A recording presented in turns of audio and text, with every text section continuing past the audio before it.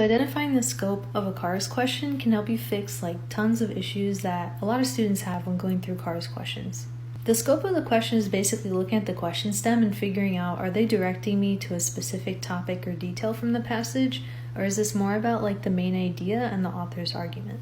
So this fixes a lot of problems. One of the problems people have is, I don't know which answers to cross out. If you know basically that a question is asking for the main idea, you're going to look for a more general, all-encompassing answer, and you can cross out specific answers. Whereas if you know that the question is asking you to look at a very specific topic or idea from, let's say, paragraph 3, you can usually cross out a lot of answers that are not in paragraph 3 or that general area, because those are going to talk about things that aren't relevant to what the question is looking for.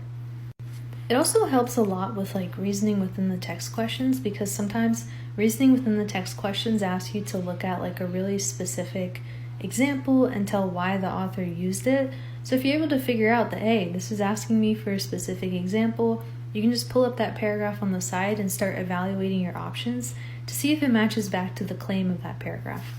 So yeah, try out looking at the scope of a question, meaning main idea versus a specific topic, and use that to cross out answers and figure out how you're going to approach a question.